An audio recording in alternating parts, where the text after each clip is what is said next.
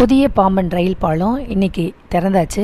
ராமநாதபுரம் மண்டபத்திலேருந்து இந்த ராமேஸ்வரம் தீவை இணைக்கக்கூடிய இந்த பாலத்தில் ட்ரெயினில் போகும்போது 2 பக்கமும் கடலை ரசிச்சுக்கிட்டே நம்ம போயிட்டு வரலாம். 1914 பழைய ரயில் பாலம் கட்டப்பட்டுச்சு. ஆங்கிலேயர் ஆட்சியில் பாம்பனோட பகுதியில் 2050 மீட்டர் நீளத்தில் கடலுக்கு நடுவில் அமைத்தாங்க இந்த பாலத்தை.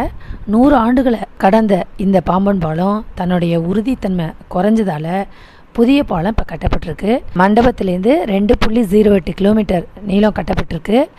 கடல்லேருந்து 6 மீட்டர் உயரத்தோட 333 காங்கிரீட் அடித்தளங்களோட 101 தூண்களும் 99 இடைவெளி இணைப்புகளும் இருக்குது. 72.5 மீட்டர் உயரத்தில் லிஃப்ட் அமைக்கப்பட்டிருக்கு.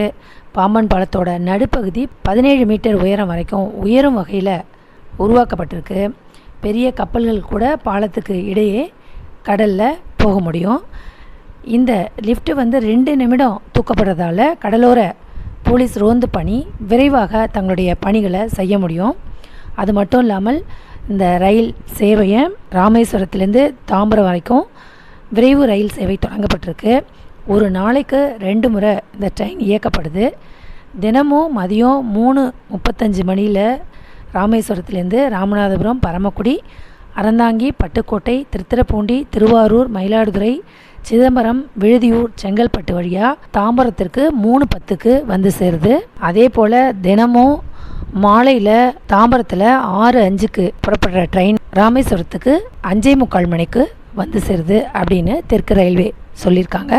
இதில் 18 பெட்டிகள் அமைக்கப்பட்டிருக்கு.